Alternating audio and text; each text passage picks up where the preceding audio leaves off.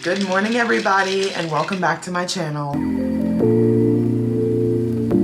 So I think I'm starting a little new series with you guys, and it's basically gonna be coffee chats. Me just like wake up for the day and talk to you guys. This is a vanilla latte that I made at home. Y'all already know that I am the barista, period.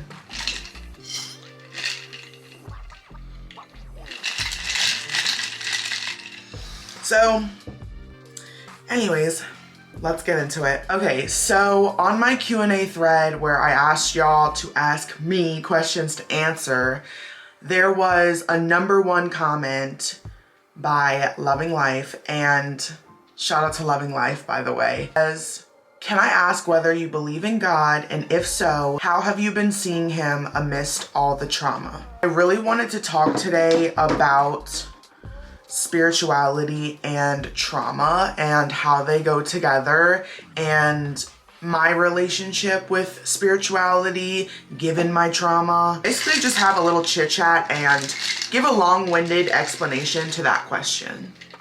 Personally, I am Christian. I believe in Jesus, and my husband and my family is Christian.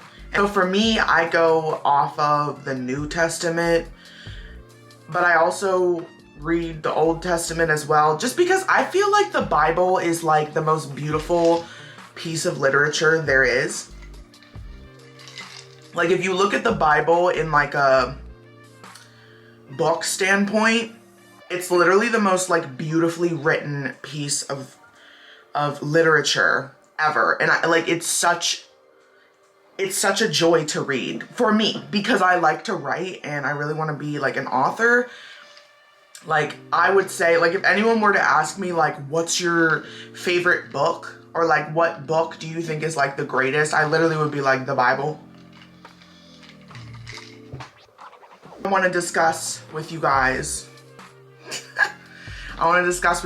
basically like my relationship with God and trauma. So a lot of people have asked me, like I think a plethora of people have asked me, have you blamed God? Have you been angry at God since your husband has passed away? Have you been battling with God? Have you been battling with your spirituality? Did you lose your religion? Did you lose your spirituality and it came back? And so my answer to that is that I never blamed God. The way that I view God is that he's not just a miracle worker. I know that there are things in this world that happen every single day that are terrible. And so I don't blame God for that. I guess it would be more of like a viewing God in a light where like God is only doing favors and like blessing you and stuff like that. If God is everything, then that means that God is also children who pass away, you know, people who get in random car accidents, people who are amazing their entire lives, and angels who pass away from stage 4 cancer. I used to be angry at God because the thing is that my grandma passed away from colon cancer in 2015. That pretty much wrecked my world and rocked my world because she was my best friend, and I was extremely angry at God at the time. And mind you, I was a teenager, but I was extremely angry at God. I thought to myself, she was good her entire life. Why was her ending that terrible? Basically, I had to reframe my mindset that God is good and bad. Like God is everything. God is the good, God is the bad. God is everything for me. And so I don't get angry at God, and I don't argue, bargain, or anything like that with God, because I already have that relationship where I feel as though we are in a world that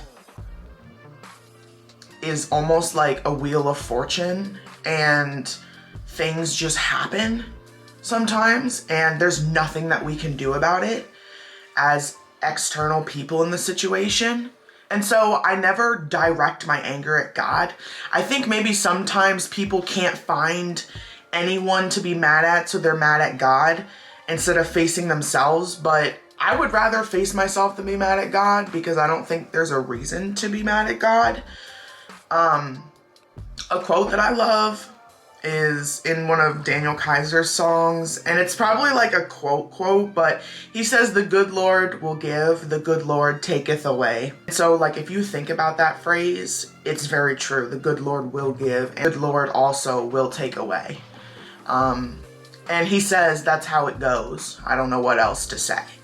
And essentially, like, what he means by that and why I resonate is because we don't have control over what the good Lord will give or take away. And so we have to have faith. That's where faith comes in, to trust in God. And so I've pretty much trusted in God and prayed to God that I would find healing, would find peace, eventually. And I've definitely seen God in my journey. I'm going to talk about the times that I've seen God in my journey, in my healing journey.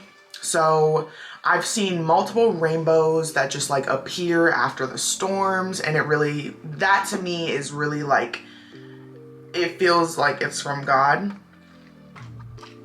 Seeing rainbows after storms, seeing hummingbirds come to my garden and like fly in front of my face and then like fly away. Seeing a raven. I see birds of prey that are pretty rare around here, and I feel like that's God. I see, like, I've seen a Cooper's hawk, a red-tailed hawk, I'm pretty sure I've seen both of those. And then I know I've seen a common raven as well, which they're not that common. And when I saw the raven, that was, like, when I saw the raven, like, moments like that, where I look up and I'm looking up at a raven. Mind you, I'm from Baltimore, essentially. So it's like Edgar Allan Poe, Baltimore Ravens, you know, we kind of love that bird. So, as well as the Oriole.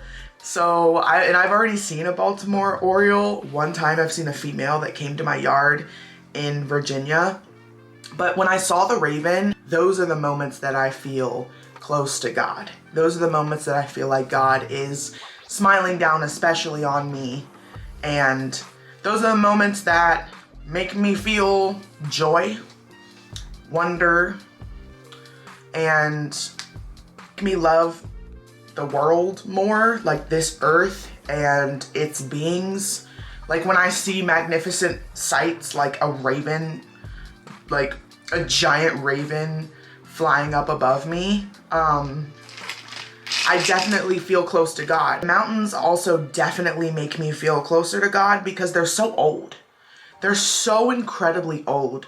And that's why I said in my last video, they kind of remind me of patience. But up in the mountains is where I feel close to God as well, because it's so quiet, it's so zen, and there's no distractions, and I can kind of just meditate. Also, through meditation, I sit outside like this, and during that time, I also feel close to God. But essentially, because of all of my past trauma, I've learned not to blame God for what happens in my life. And because ultimately, where does it get you? That's my thing. That's what I would say to myself. Like, ultimately, where does it get me? Nowhere. Nowhere. I'm just in a loop, like talking, like I'm just in a loop, mad. I'm just mad in a loop, circling, like I'm not getting anywhere with it. So I think that spirituality is absolutely necessary in times of crisis and in times of healing. If you don't have spirituality, I'm not sure what that looks like, but I feel like having spirituality is really important because it gives you something because it gives you hope, it gives you a beacon of joy, it gives you a channel in which to pray, and I feel like having faith is a huge part of how people act in life. So to me, it would be foolish for me to blame God for all that's happened to me, because like blame in like a pointing my finger sense and I'm angry sense, which angry, yes, okay, that's fine. You can feel angry, but at the end of the day, like holding a grudge against God, I don't do, because I abide by the Lord gives, the Lord takes. It's a cycle of life. Like life is like a turning wheel for me. But I also really love crystals. As you guys can tell, I wear these literally all the time, every day. I love like going like this. It's a really nice like sensory thing. But also, I just love crystals and I feel like they keep me grounded. I think that crystals are like crystals remind me of God too, because like imagine going into a cave and you literally see amethyst, which is the purple one. You see amethyst being mined and there's amethyst growing out of a cave. Like God literally created these beautiful formations and they just grow like super slowly. Like it's just crazy to me. Like, you know, we have like plants on earth, but then in like rock, we have like crystals, which I feel like crystals are like the flowers of rocks. Like if rocks were to flower, they would grow a crystal. Am I tripping? Does that make sense? I want to keep this relatively brief, but I also want to share with you guys one of my favorite Bible verses. So let's get into it. This is called the parable of the sower, and I absolutely love this for multiple reasons. And I also have my own personal interpretation for myself of this, and so I'll explain at the end, but let me read it first. That same day, Jesus went out of the house and sat by the lake. Such large crowds gathered around him that he went into a boat and sat in it, while all the people stood on the shore. Then he told them many things in parables, saying, a farmer went out to sow his seed. As he was scattering the seed, some fell along the path, and the birds came and ate it up. Some fell on rocky places, where it didn't have much soil. It sprang up quickly because the soil was shallow. But when the sun came up, the plants were scorched, and they withered because they had no root.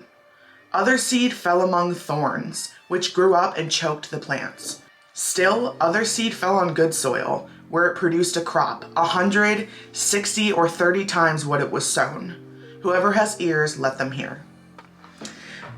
I absolutely love that, because the way that I take it is keep going, don't stop trying, you'll reap what you sow, and it's okay if you scatter some seeds and some don't come up, but when it does, you're gonna get 100 times or 60-fold. You're gonna get 10-fold of what you planted.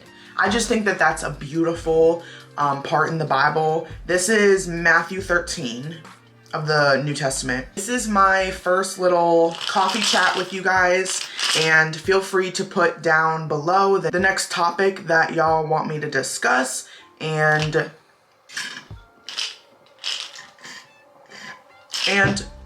this will be integrated into my normal content as well.